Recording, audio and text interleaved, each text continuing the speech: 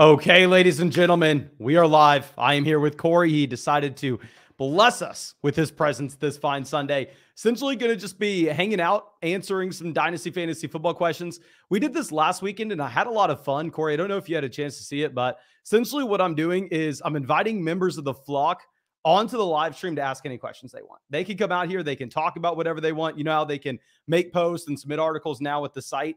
It's like the same thing. If they want to come on the YouTube channel, they're more than welcome. Now, it's through Discord, of course, not a crazy person. I'm not sending the link out in the live chat. So it's going to be through the Discord of flockfantasy.com. I'm sending the link to StreamYard there now in case anybody wants to hop on. If not, we can just take questions from the chat. But I'm assuming we'll get some people that want to come on. But we'll see. How are you doing?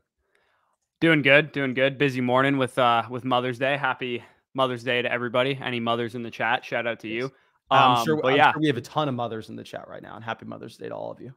Yeah, for sure. I'm sure there's a ton of moms in the chat right now, but yeah, nice hanging out. Updated my Dynasty rankings 2 days ago. So still working through some kinks. I got I dropped a video on our channel about players skyrocketing up my rankings, and I got one tomorrow that'll be players that are on the fall in my rankings. So that's been kind of what I've been up to lately from the Dynasty space. You need to come on and make a video with me about your quarterback trade value chart.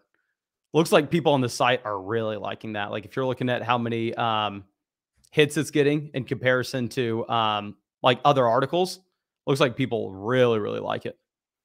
Yeah, for sure. I'm going to be doing that probably this week. I should have the running backs and wide receivers done as well. In our old Dynasty rankings manifesto, we had that, and it's like the number one thing that I'm always requested in the DMs, being like, hey, like, do your new rankings have like the trade values on them or whatever? And I'm like, no, not yet, but I'm going to make articles for the trade value charts, and I'll definitely update those at some point in the future as well. Awesome. Well, sadly, I guess I was too dumb to figure out how we are actually going to go through and highlight the questions through StreamYard, but we can still go ahead and answer these. I think we just lost your camera. It is what it is. Well, we'll go full screen until we get Corey back. And actually, we have a member of the flock coming through and joining us here in Seabass the Fish. Long time member of the flock, my man. Thank you so much for everything. Super happy to go through and talk to you now. But let me What's up, man? Corey, so we can get you up here. How are you doing? I'm doing good. Awesome. My man, have anything you want to talk about in particular? Anything that you think that I am wrong with? Maybe I should back off of Trey Lance a bit or anything like that? I'm definitely out on Trey Lance. I'm out on Trey Lance for now. I think like if you can get him maybe late first, early second, like go for it. That's a good upside shot, but I'd still probably take like the 107, maybe 108. 108 is probably where I'd be looking to pivot off for Lance. But I definitely take Quinn Johnston, Jason, Gibbs, all of them over him. I would definitely take Gibbs for Lance right now. Yeah. You're in a dynasty league with me and you have Jahmyr Gibbs and I have Trey Lance. Send that offer over. I'll take Gibbs. So right now, actually, I'm in a dynasty draft. I'm on the clock at the 13:03. It's getting very, very ugly. The only people on the board right now are like Tyler Algier, Michael Mayer, Hendon Hooker, Jaden Reed, and then it's just like Cortland Sutton, Donovan Peoples-Jones. Like really ugly, and it sounds like the rookies there are the value. I mean, at least they have that's what I was thinking. But so, who do you think I should take? Can we get some more lists? Okay, so we have Michael Mayer there. We have I can just go through and pull up the rankings on the site real quick and tell you where all these guys are ranked. I mean, I don't know if you've heard of this cool little site, flockfantasy.com, but it has a bunch of rankings over there that maybe would be useful in a situation like this. But for the rankings, I think that Jaden Reed was the top guy. I'm not 100% sure. I was just looking at it. It looks like Reed's at 145. Michael Mayer is actually a lot higher than that. Oh, then I might have just had it like on the wrong sort. You may have it sorted by like the community rankings. Let me sort it by my rankings, because obviously that's going to be a little bit different. I mean, I have Mayer and Reed like literally back to back. I have Mayer and Reed 122, 123. But if you look at the average for everybody that's on the site, looks like Mayer is actually the guy. Is it a tight end premium? No, it's not. No. Yeah, how many starters is there? So it's 2 running backs, 3 wide receivers, tight end, 2 flex, and super flex. So 3 wide receivers and 2 flex. So is it like a start 9, start 10? Start 10, I think. Yeah. Start 10. Okay. Well, I think we're gonna have Corey with the strong opinion on this. Let's go ahead and let's add him on. Corey, it sounds like Michael Mayer, Jaden Reed. Who are you taking? Oh, it's Mayer, not even close. I think I probably am the highest of everybody on the site for Michael Mayer. I'd imagine there's probably nobody higher than me. Yeah, that's why I figured you were going to have a strong opinion on it. I have Michael Mayer over Reed as well. I mean, I do have them close-ish. I have Michael Mayer 122 and Jaden Reed 123. Okay, I think you do have to take Michael Mayer here if we're going to be honest. What you said, you're in round 13 of a startup? Yeah. Yeah, so I mean, I have him ranked as like he's a 10th, 11th round startup pick. I want to see where Corey has him ranked, though, because I know Corey is crazy about Michael Mayer. Corey, okay, we got to talk about this, my man. Oh my gosh. You have Michael Mayer at 76? Yeah, so for what it's worth, I do play mostly in tight end premium leagues. So tight ends in general in my overall rankings are going to be a little higher than they would be in non-tight end premium. But Michael Mayer is the 3rd best tight end prospect of the last 15 years, not including Bowers next year and Kyle Pitts a couple years ago. The guy, literally all he did was improve every single season of his career at Notre Dame. We made excuses for Cole Kmet, Tommy Trumbull, literally every Notre Dame tight end. They couldn't produce because Michael Mayer was there. And then all of a sudden, Michael Mayer gets into the NFL and like nobody cares. It seemed like just because he didn't run like 4-5 like every other tight end in this class. Okay, well, this may be the biggest discrepancy that we have on the site right now. I'm looking at our rankings next to each other. Okay. You have Michael Mayer 76 and Trey Lance 78. You have Michael Mayer ahead of Lance. Yep. I have Lance 49 and Michael Mayer 122. Why would I take Brock Purdy's backup in the top 75? Yeah. Brock Purdy's backup. I mean, maybe the starter, Desmond Ritter's the backup.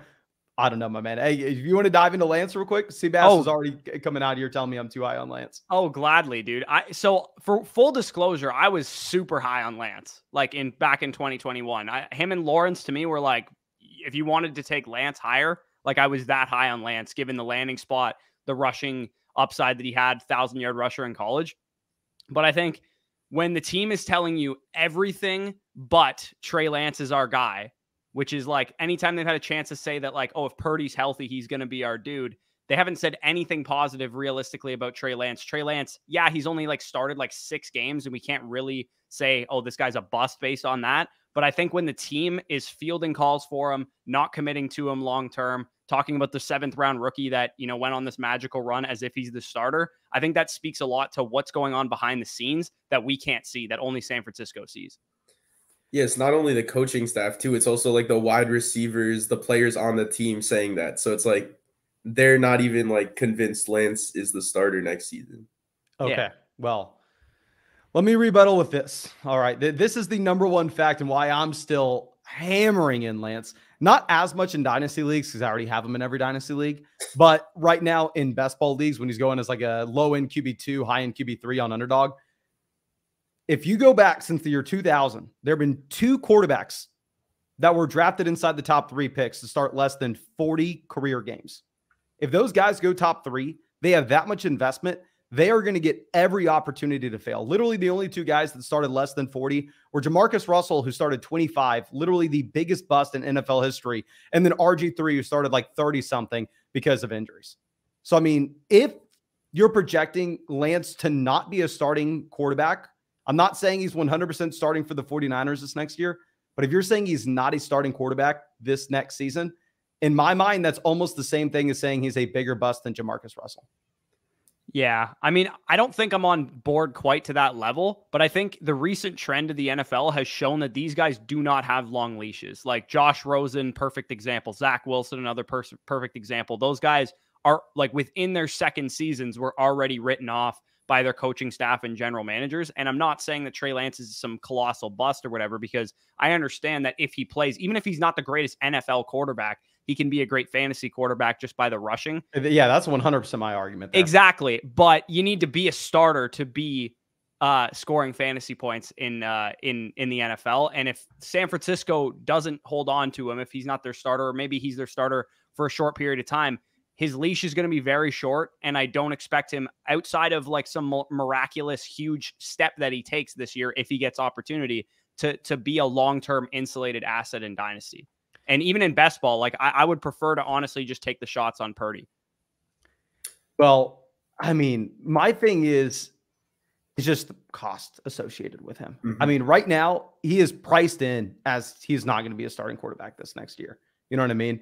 And if I'm thinking like, okay, even worst case scenario, he gets shipped off and he's starting for the Bucs. If he goes out there and has 800 rushing yards and 8 rushing touchdowns, I'm fine with it. You know the what I mean? Bucs won't trade for him. I'm very connected with Bucs Twitter and the reporters there. They've already confirmed that they're not interested in him. That's the other thing. I was using that as a dumb example. Man. Well, here's the other thing too, is that every team, with whatever team. Yeah, it seems like every team has a guy that they're excited about, and Trey Lance is a little bit of an odd man out situation. So even if you say like, oh, maybe he's better than Sam Howell right now, or better than Desmond Ridder right now, or whatever, it seems like those teams are more invested in those players, at least for the time being, that they're not just going to up and give up draft capital for Trey Lance. And I think San Francisco would want at least a day 2 pick for him. Like, I don't think they're going to ship him off for like a 5 or a 6 or something like that. I'd be willing to say this is a bold take.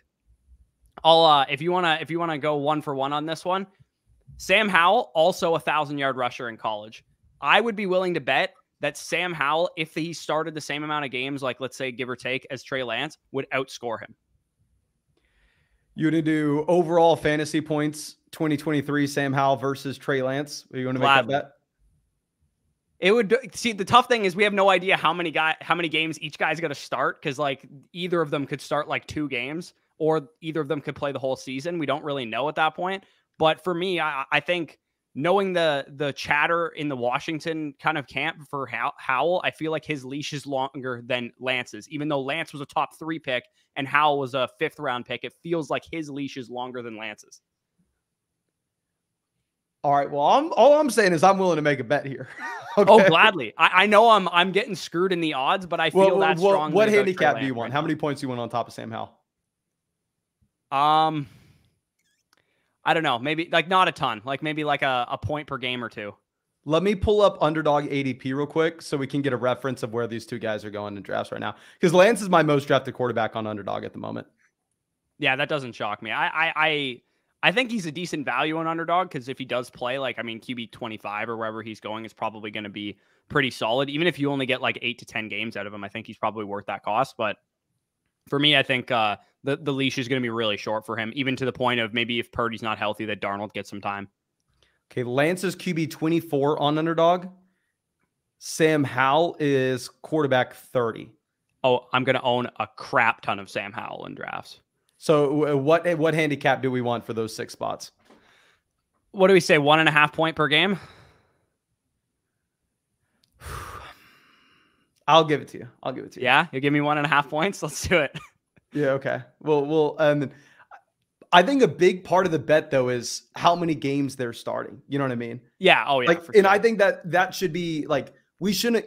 Usually, I use points per game for everything, but I feel like with this one in particular, it should be total points. You know what I mean? Because starting is part of it. Yeah. Keeping your starting job is definitely a part of the equation. Exactly.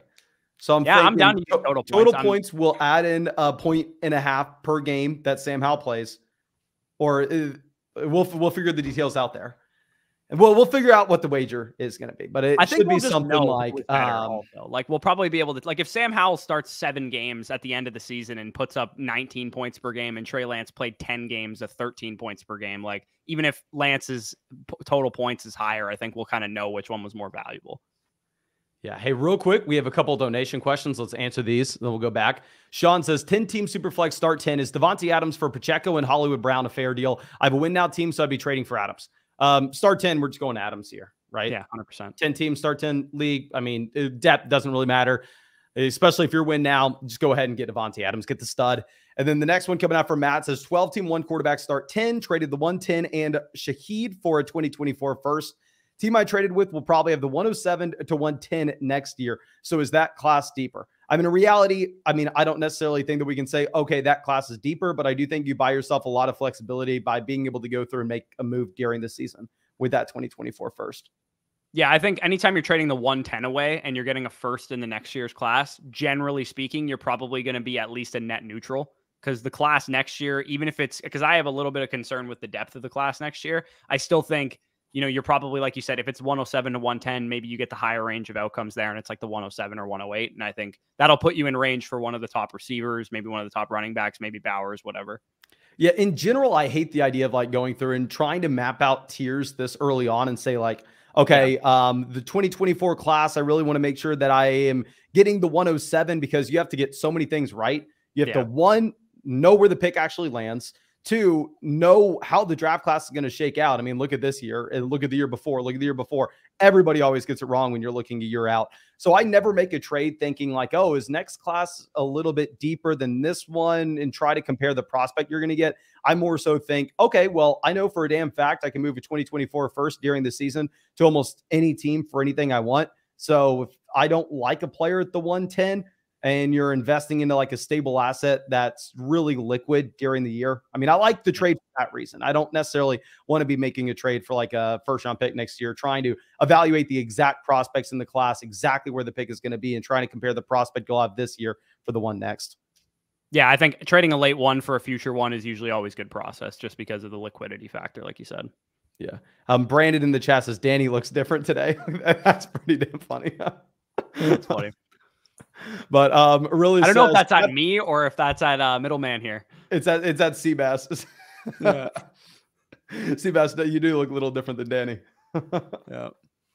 But really, Bo says Pat Frymuth for the 111 and Rondell Moore. Which side? I'm going Frymuth. Where is that a super flex trade? I operate under the assumption, unless someone says it's a 1 quarterback format, it's super flex. I'll take. That's close, man. Because I actually have Mayer and Kincaid ranked right in the same tier as Frymuth. So if you're a Rondell Moore guy, on Pat I don't think that's a terrible trade. Let me pull this up, because I think in general, we always say it like, oh, rookie tight ends don't produce. Don't buy into a rookie tight end. I mean, even year 2 tight ends don't produce, blah, blah, blah. And then when it actually happens every once in a blue moon, people don't really react. So I love Pat Frymuth as a buy. Like, I went through and looked at RotoViz since the year 2000. Here are tight ends that had 2.6 receptions as a rookie and 4.5 receptions as a sophomore. Gronk, Jimmy Graham, George Kittle, Aaron Hernandez, Jeremy Shockey, Jordan Reed, and Pat Frymuth. Yeah, pretty good list there with Frymuth. And I think that, Pickett, I tweeted this out a couple days ago, that Pickett had his 5 best performances all from week 12 on last year, from like buy into PFF grades or don't, but like the grading that he got was a lot better at the end of the year than it was during the early part of the season. So I think that shows some growth from Pickett, and the offense should be better. And Frymuth, like, how anemic was the offense in Pittsburgh last year? Like, Deontay Johnson didn't score a touchdown the whole season. Like, that's what we're talking about. Pickett threw 7 touchdowns the entire season. If he gets just a modest uptick in terms of how efficient he's going to be, Frymuth was commanding targets at a high level, and that should continue. So I think if it was any other tight end in this area, I would probably take the 2 rooks, and either of the 2 rooks, whatever one's there, and Rondell Moore. But I'm more or less on the same page. If you're in a competitive window of any kind, I think I would just take Frymuth. So I actually have a question. While we're talking about the Pittsburgh offense, what do you guys think about Pickens versus Deontay Johnson for the next season? I was having this debate in one of my leagues, and I just wanted to hear your thoughts. Hey, Corey, do you want to take this one? I'm a target share truther, so I'm biased as hell. This is very easily Deontay Johnson for me. Well, see, that's how I was for a very long time. Like, I actually drafted the hell out of Deontay Johnson last year, because obviously everybody was terrified about Big Ben leaving, and, oh, okay, is he all of a sudden going to favor someone else? I was like, okay, well, Deontay Johnson earned these targets last year. He earned them the year before. He's probably going to earn them again. And he earned them again, but he was so damn bad with those targets. And yeah, Kenny Pickett was last in the NFL in adjusted yards per pass attempt. So, I mean, yeah, it was horrendous quarterback play, but I mean, when you're that inefficient, right? Like I am right there with you, Corey. Like I'm chasing targets. I'm not necessarily trying to chase wide receiver efficiency or touchdown rate, but it was to an extreme level. Let me pull up how inefficient he was this past season. Well, I mean, not scoring a touchdown on the amount of targets he had, I believe, is an NFL record, if I'm not mistaken. The level of volume that you have to get and not get into the end zone is pretty insane. And I realize I could get hurt again by Deontay Johnson, but I think given the fact too that I think Pickens goes ahead of him in most drafts. He does. In redraft leagues, best ball leagues especially. I'll take the round and a half discount that I get on Deontay Johnson. If he's going to stay a 7th, 8th round pick in redraft and best ball, I'm probably going to be very heavy on him again this year. And I could get screwed again because he might get another inefficient season. But if we just get average quarterback play at a Kenny Pickett and Deontay Johnson can figure his what out a little bit when it comes to like the drops and some of the inefficiencies, I think at minimum, we're getting a guy that has finished as a wide receiver 1 in points per game in the 8th round, who's still like 26 years old. You want to hear the players that Deontay Johnson's next to in yards per target? Oh, it's probably awful. It's probably like Laviska Shenault types or something. Cade Otton, Antonio Gibson, Demarcus Robinson, Russell Gage, Hayden Hurst, Isaiah Likely, Ben Skoranek, Romeo Dobbs, Josh Jacobs, Tyler Conklin, Leonard Fournette, Alvin Kamara, Gerald Everett, Allen Robinson, Isaiah McKenzie, Marvin Jones, Schultz, Renfro. Like, that's why it's like when you're that far down the list, I'm ready to take my L and move on. Like I said, I mean, I went through and I drafted him a ton. I think like he was maybe a top 5 wide receiver drafted for me last year. And I'm, I don't know, maybe I'm just burnt for that. Let me see how many leagues I've actually drafted him in so far this season. And real quick, if anybody's in this live chat and wants to come on the live stream with us, go to the Discord that we have for flockfantasy.com. And then you can find under my section live interviews, and you can go through and get the link to join the StreamYard and hop on this call if you want. But I'm trying to figure out how much, because I feel like I've taken literally none of Deontay. Yeah. There's literally no way you can look at his efficiency and it gives you any kind of hope whatsoever. I just think if you look at previous years, it seems to be a bit of an outlier. The drops, no, because he's been a drop monster for his whole career. But given that he was still winning on routes at a high rate, I think Pickett's still going to throw him the ball at a high rate. I think that's just kind of how it's going to work. And if Pickett's any better and he doesn't have like the number 97 target premium in the NFL from quarterback play, I think he himself, he needs to play better. The stars could align for him to be a wide receiver 18 in points per game type of season. It wouldn't shock me one bit. Yeah, I have about 6% Pickens and 2% Deontay. So I'm underweight both. I have a lot of Frymuth. I have a decent amount of Najee. But I don't know. It's just hard for me. I don't really like Pickens because, I mean, the reason his value is relatively high is he's made a couple of highlight grabs in primetime games, which doesn't equal fantasy points. Nope. And Deontay just looks like an outlier level bad. So I don't know. I feel like we've beaten a dead horse here, though. Yeah, we've definitely beaten a dead horse. I've drafted him in 33% of my drafts so far, but I'm in like 27 slow drafts at the moment. So that number will come down for sure. But I think he's a good value in redraft. From a dynasty perspective, I would still prefer Deontay, even though Pickens is younger. I 100% agree with that. I actually like him. I've been buying him in Dynasty. What have been some prices that you've got on him? Can't be more than an early to mid second, I'd imagine. I don't think you'd have to pay a first rounder for him. Yeah, no, I paid like the 203 and like a third, I think. Seabass, how many dynasty leagues are you in? 1, 2, 3, and then I'm in a startup. I'm just in like 4 right now. Okay. Seabass, have you ever seen Dumb and Dumber? Yeah. Okay. Yeah, I'm just imagining you being the guy at the that he throws the salt on, like the tough biker guy. But his name was Seabass.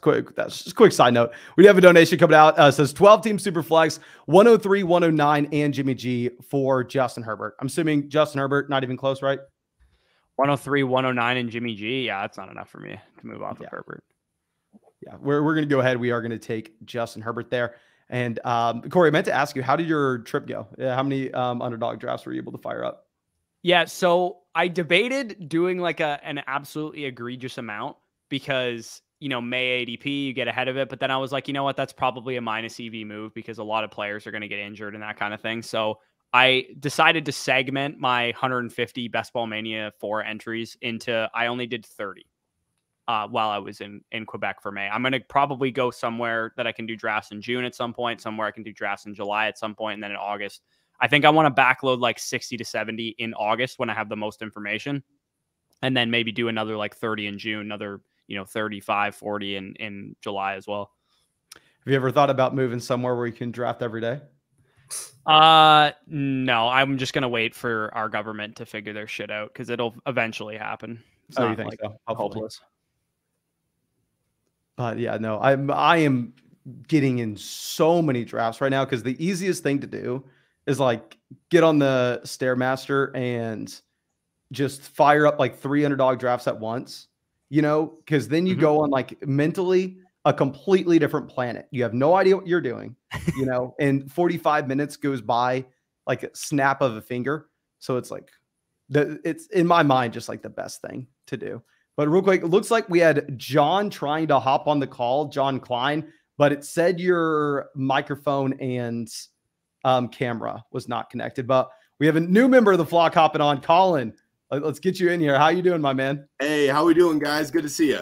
Nice to see you. What's up with the Aggie shirt? Alumni, graduated last year. Oh, congrats.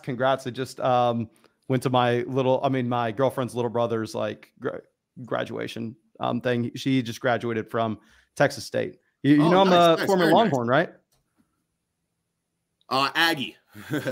No, saying, I'm a former Longhorn. I graduated from Texas a few years back.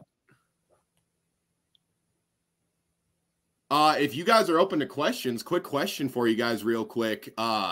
So I'm in a Superflex startup league that just started up the other day. We've been doing a long draft for it.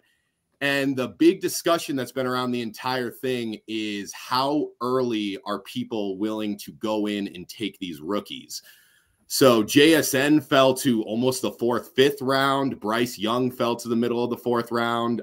And that's kind of just, trust me, the look I'm getting, that's kind of what I thought too. Like I've been able to kind of go through and pick up these rookies at a really, really good value, but no one else seems to think that. So I kind of wanted to hear your guys' thoughts on that. I think you should draft every rookie in the draft.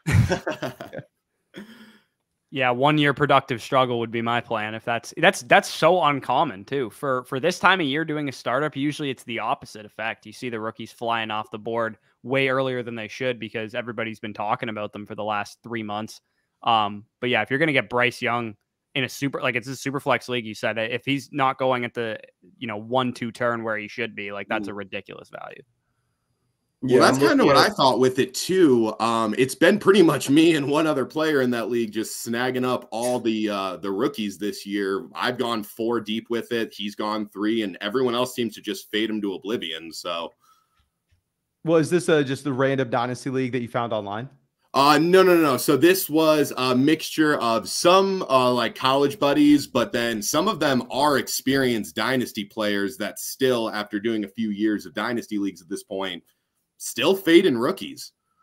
Well, sometimes if you like hop into like a Dynasty league in real life, what I found is there'll be people that are completely out of the loop, like, and don't really consume any content, don't really talk to anybody about it.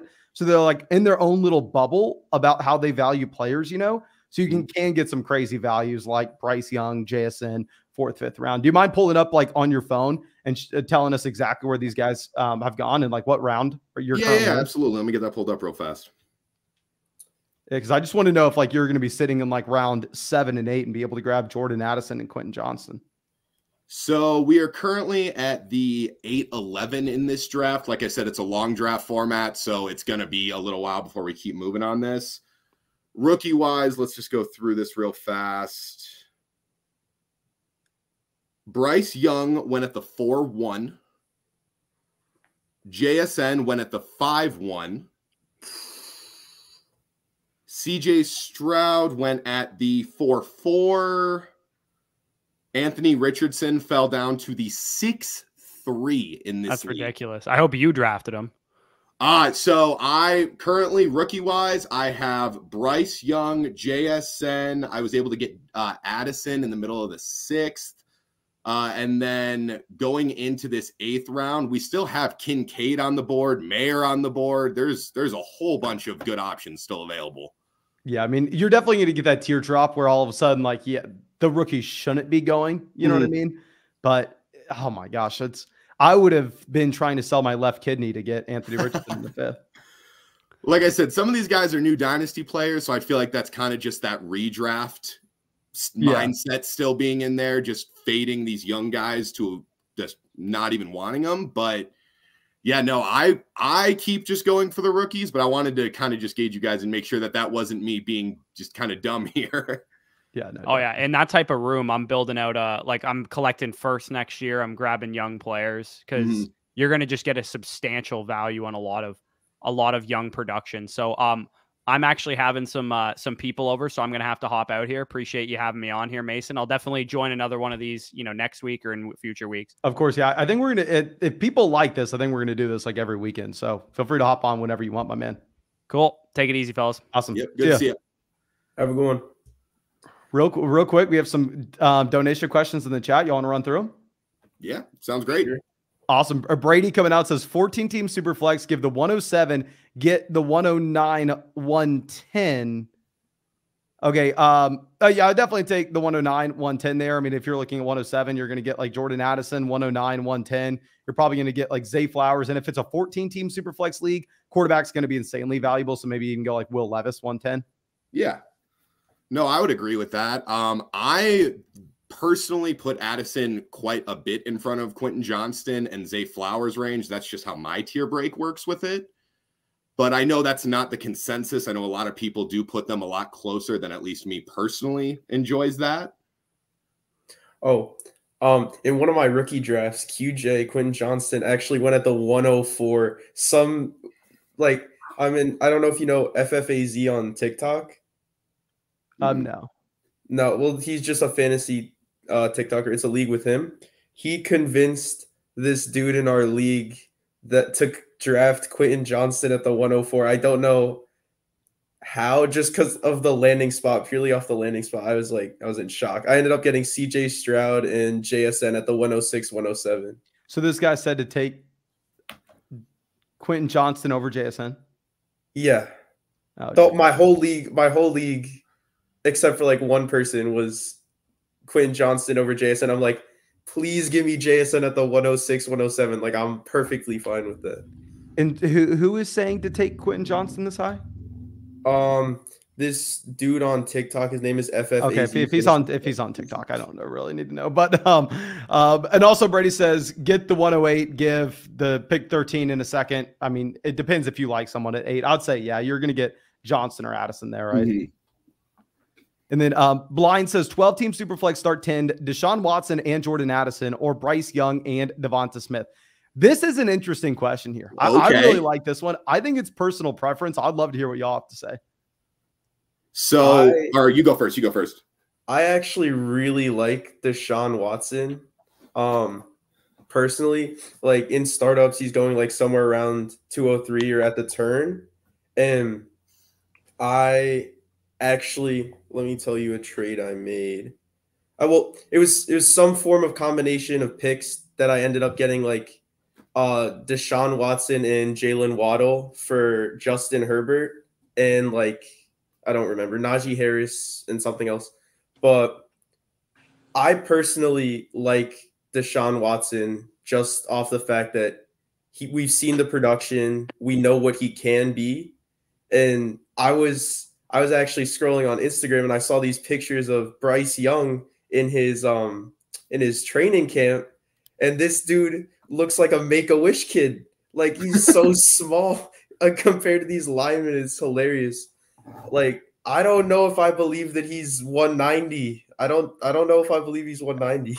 Two things. One, welcome Baby Yoda to the live stream. Super happy to meet you. Thank you for coming What's out. up? And two, man, I got to stay next to and interview Bryce Young. The man's my size, okay? He's a freaking unit, okay?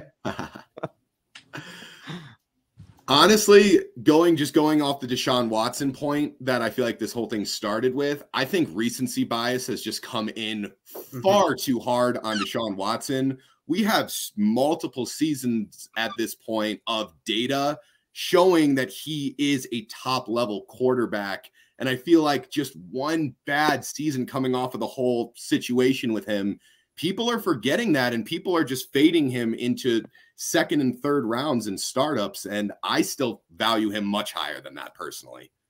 Also, he picked it up at the end of the season. It's not like he showed nothing the whole season. Like, it's just the fact that he didn't play, and then he came in, he had a few mediocre starts. Like, okay, real quick, we have one more question. Matt says 102 in acres for pick 3, the 205, and a future first.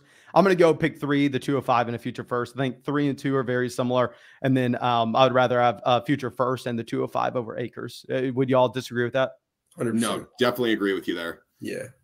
Awesome. Well, Baby Yoda, how you doing, my man? I'm doing good. Thank you for setting this up. It's so cool. It's kind of weird because I've never like met a celebrity before, like in real life, and like watching on YouTube, it's like, he's there. It's Mason, you know. I do appreciate it, my man. I'm far from a celebrity. I will say I got noticed in public yesterday. I think not yesterday, maybe 2 days ago, but I was with the girlfriend's family, so it was like I was like a superstar. I was like, yeah, this happens all the time. Don't worry about it. It's like what you got to get used to. Well, it's kind of too like when like I'll reply to one of like Hayden Winks's like Twitter, and then he like replies to it or likes it, and I'm like, what? He like replied to my tweet, you know. No, so I was having a poker night last night with my buddies, because like I'm a first time Dynasty player, so it's really cool. It's become, you know, it's kind of like playing the market, I guess, like in the off season, or you know, I felt like I got a steal getting Kenneth Walker before the draft, and then after the draft, you're like, ugh. Yeah. So I actually ended up trading away Kenneth Walker this past week for the 105 in a Superflex 12 team. And my thinking with that was, no matter who the 105 is come August, because that's when we have our rookie draft, their value will probably be better than that of Kenneth Walker's or higher. I don't know what you guys think about that. I 100% agree. I mean, worst case scenario, 105, maybe you're getting like Gibbs or CJ Stroud, and I would rather have both those guys. Well, the thing is, yeah, there's this guy who just traded up to 104, and he's been very adamant that he's planning to draft Gibbs or JSN. So I might end up like with the 105, not needing Stroud or Bryce Young. Like, am I forced to take the value there? Like, instead of like, because I love JSN. Like, if JSN falls to me at the 105, it'd be really hard not to take him. So I don't know what you guys, because I have Trevor Lawrence right now. I'm planning to take AR with the 102 because I have the 102. So that would almost be like a luxury if one of those guys just fell to me at 105 just for value's sake, you know. Well, do you have a third quarterback? No, I do. Kyler Murray, which was the second question. Yeah. Well, it was the second question that I was going to have, because last night I was playing poker with my buddies, and I've been trying to shop Kyler Murray if I can get value back. So what was thrown to me was the a guy wanted Kyler Murray for he has the 103 this year in our league, and then a 2024 first that's gonna be a top 6 pick next year for Kyler Murray. And I'm like, ugh, I felt gross. So I didn't accept it, but he just put it out there, so it's on the table. Wait, so it's the 103 in an early 2024 first? It's the 103 this year, yeah. And then a 2024 guaranteed like top 6 pick because the guy is like rebuilding. And our league, and yeah, basically. I think I would go Kyler. I'd like to hear what y'all think. Me personally, I would say stick with the value. And if a quarterback does fall to you at that pick, I would still go for the quarterback in a super flex league. I love JSN as well. I just got him in a startup the other day when it started up in my league. But I'm all about value. And if somehow you're able to get Stroud or Anthony Richardson or Bryce or whoever falls there, that's where I would at least go with it.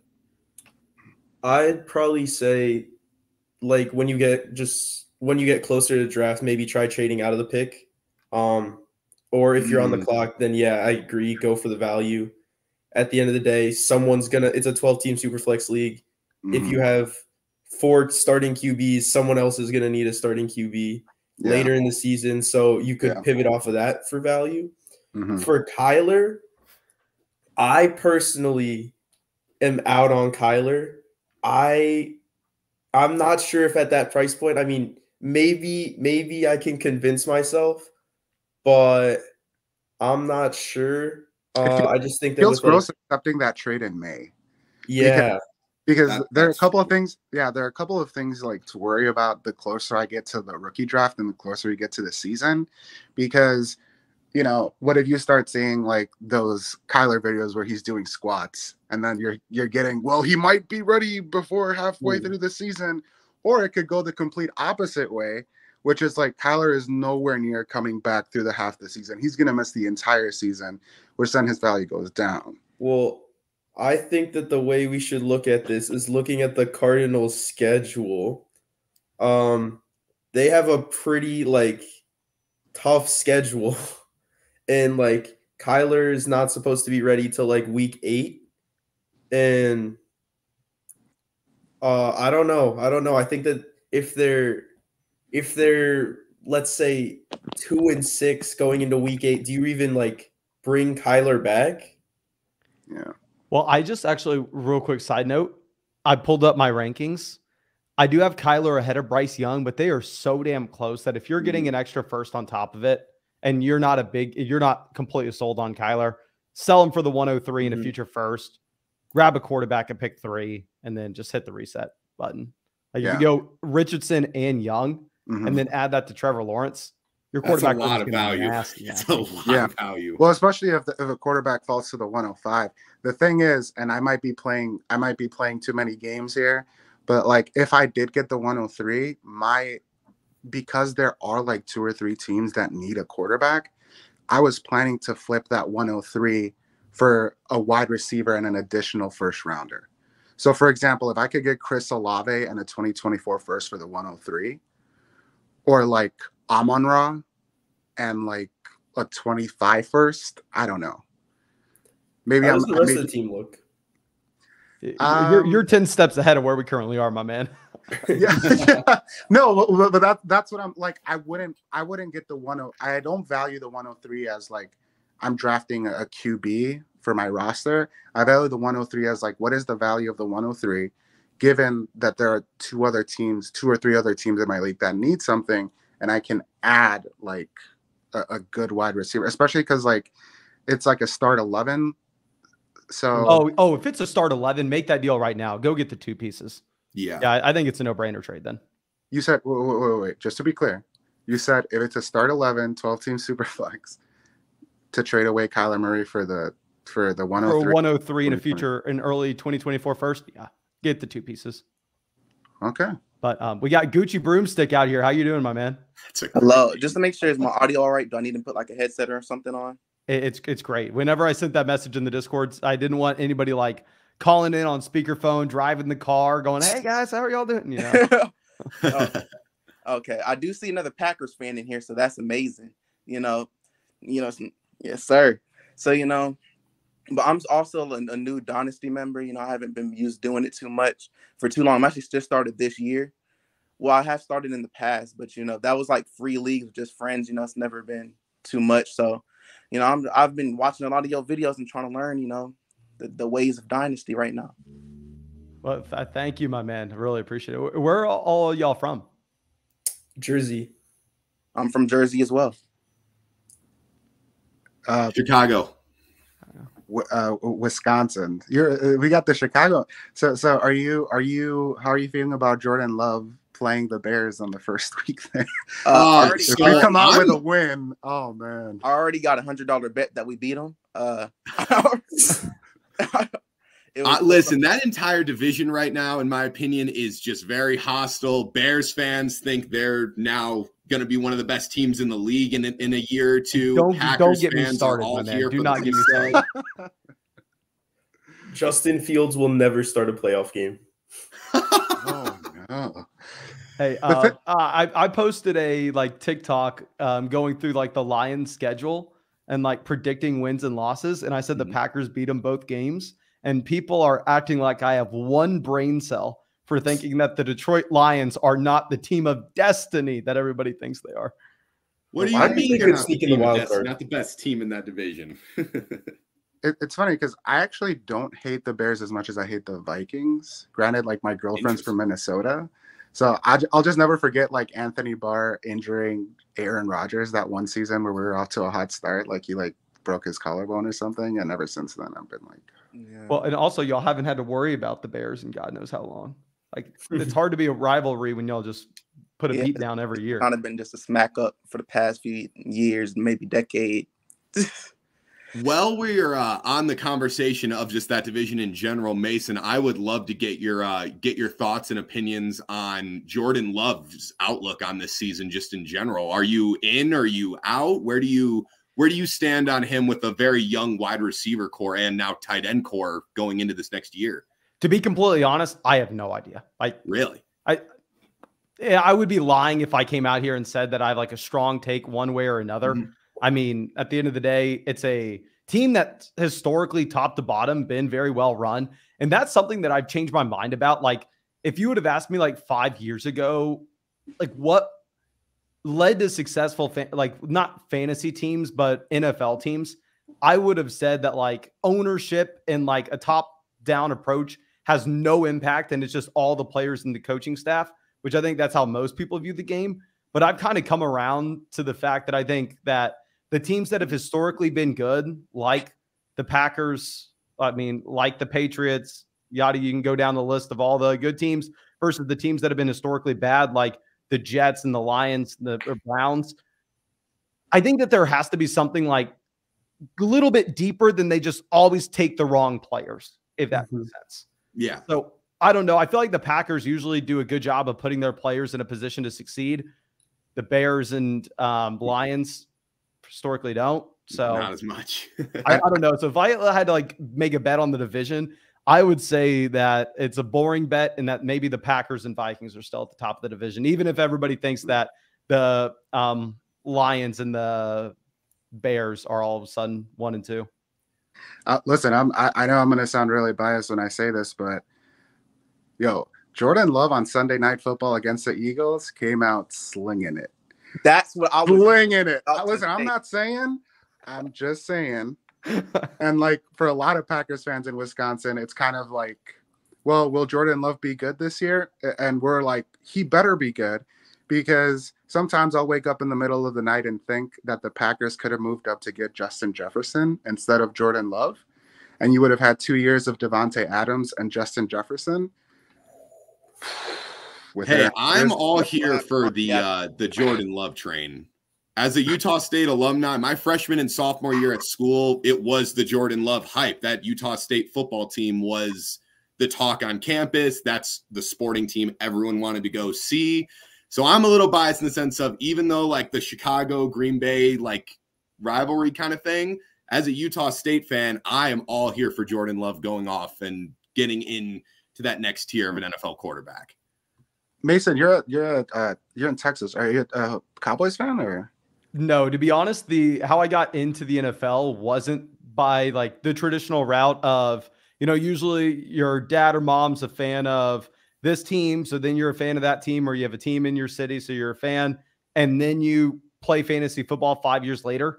I started playing fantasy football before I ever watched an NFL game. So I started playing fantasy football as a kid, and then got into the NFL because of that. So I was the same way. Really, I've never had a team that I rooted for. Back whenever I was very young, I would draft Matt Schaub and Andre Johnson every year. So I'd watch a lot of Texans games, and I am in Texas. So it was Texans fan, but it was just because I was wanting Matt Schaub and Andre Johnson to score a lot of points. I lived in Tampa last year and I tried rooting for the Bucks, but I would just like watch the game. And instead of like actually learning how to enjoy it and like root for the Bucks, I'd be sitting there going like, oh, who's on the field? Who's getting the target? Like, how many targets does Chris Godwin have? You know, it's like my brain is like broken almost. It would be a lot more fun if I had a team that I went through and rooted for, but I just don't. Historically, I've tried to stay away from drafting Packers players for the same reason, because I want to enjoy the Packers game as opposed to like, no, why didn't you give the ball to Aaron Jones? You know, a lot of it probably makes you a little bit less biased. That's good. A lot of times in the Dynasty leagues I've just joined recently, I have people literally trading me horrible trades just because they have a Packers player in it, and they think they expect to accept it. Well, it's funny. How many Packers players do you have in your league? Oh, I have, well, I'm in multiple. So in total, I have Aaron Jones, Jordan Love, Luke Musgrave, Christian Watson, and almost all of them. So there's a reason they're sending you that $8 million offer. But to be fair, most of the ones I have Christian Watson and I drafted him because I reached for him, because I do think Christian Watson is going to be one of the better wide receivers in this league. I actually just made a deal for Christian Watson. A lot of people don't agree with me, but I'm a contender, and I just moved Amon-Ra St. Brown for Christian Watson and Jerry Jeudy and Elijah Moore. A lot of people don't agree with that, but in my opinion, I had zero depth because I watched a lot of your videos, and you said, and before I watched your videos, I had traded all of my middle round picks to get into those top 2-3 rounds. So as a new player, I was like, oh, I got Amon-Ra St. Brown. I that CeeDee Lamb. I'm going to go amazing. And then I'll look into my team. And then after the first 4 players, I have nothing. Yeah. So that was a huge issue I made, a mistake I made. So I then moved down from Amon-Ra St. Brown to try to get some depth players. Because since I traded my 2024 first, I kind of can't tank now. So that was kind of what I went through. I want to hear your thoughts on something, because I've only been playing fantasy football for the last like 3 or 4 years. So I feel like I've missed out for the last 15 when players like Adrian Peterson were playing, maybe like LaDainian Tomlinson were playing, and Aaron Rodgers in his prime. Like, what are your thoughts? Is there any part of you that is scared about the hype and the value being put into Bijan Robinson this year? I'm not, because obviously, like, I heard someone say the only time Bijan Robinson's tape looks mid or not as good as when you put it next to Adrian Peterson's tape. But that doesn't mean that they both can't provide the same value in fantasy. Is there any part of you that is worried about he's not a proven asset in the NFL and it's a different level? Keep in mind, I literally graduated from Texas. I interviewed Bijan like 2 weeks ago. So I am the worst person to ever ask this. But I don't necessarily get worried about like running backs being hyped up so much, because I think from a fantasy football level, it's not necessarily like running back talent is what's providing 90% of the points. It's, will the team give the running back 300 touches? And if they do, he's probably going to be okay minimum. And we don't know if he's going to be elite. Like, if you get 300 touches, you're going to score a decent amount of fantasy points no matter what, you know? And then if you are truly generational, that's how you then turn into like LT, Adrian Peterson, etc. So I'm pretty damn confident he's getting the 300 touches no matter what. So I think like the lowest case scenario, he's like a high-end RB2. But yeah, I don't know. I'm biased. I think that he's a top 5 running back day one. I just want to put it this way. So what's the worst thing that can happen to a running back in their first year? They tear their ACL, right? Mm-hmm. We saw last season Breece Hall go mid-second round in startups, or even like late second round 2-3 turn. He tore his ACL. He started a few games. We saw the flashes, and he actually moves up now to, if he was going at the 2-3 turn, or even preserved his value. So in that case, if Bijan even just comes out, plays a few games, gets the touches, gets the points, and tears his ACL, we see that he's still going to maintain his value. So I actually earlier in the season, like not early in the offseason, was thinking that maybe Bijan Robinson was going a little too high, but then I like actually looked into it and really thought about it. And there's pretty much no way he can really lose too much value. Like, you're getting him at the 109 in startups, 110, sometimes the 1-2 turn. Like, you look at the people going around him, there's no real way that they can gain value, but like, he can't really lose value, if you get what I'm saying. Like, maybe some of the quarterbacks can jump him, but like, if he does good, he's gonna like hop a couple quarterbacks, and then you're not drafting him because you think he's gonna gain value. You're drafting him because he's gonna give you the production and maintain his value.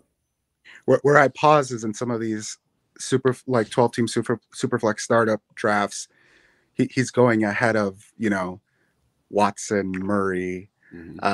That's that.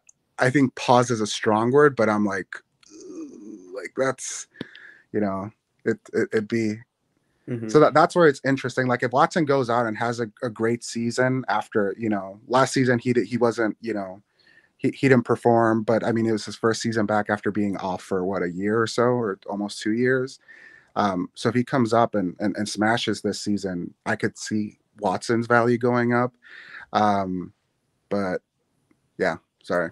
I personally thought the hype on Bijan was a little high early on, you know, into this off season, right after the Super Bowl. Everyone starts looking at rookies, getting a little too excited, in my opinion. Then after all the research, all the numbers, combine, and then the draft day came, the second he went to Atlanta into such a run-heavy offense where I just think he's going to be such a weapon and such a tool, I now believe that the hype is real for him. Now that the landing spot's here and now that we know where he's going to be, now I agree with putting him at that 1-2 turn. Now I don't think that's overhype. I think that's pretty fair, going off of what he was saying with the value of all he has to do is come out and look decent year one, and he will maintain that value in my eyes. I think I had people trying to convince me that the Falcons improved his value. In my opinion, it just like affirmed it. Like, he's already so high that the Falcons was just like the perfect landing spot to preserve the value. Yep. Imagine if they get a quarterback. Real quick, I'm actually going to have to leave. I have a live stream scheduled to do a draft on the main channel in literally 30 seconds. So going to be a little bit late for that, but we have a donation coming out from Chris. Would love to get your ideas on it. Essentially, he's looking to trade away the 108 in a one quarterback league. What are some guys that you're looking for in return? In a one quarterback league. I mean, it's very team dependent on what he needs, obviously, but he said he's good at wide receiver. So let's look at running back. If you're trading away the 108 in a one quarterback format, what running back are you trying to get? So the 108 would be like A-Chain? Yeah, it would be like Devon A-Chain in a one QB league. One QB. Maybe Zach Charbonnet, Dalton Kincaid.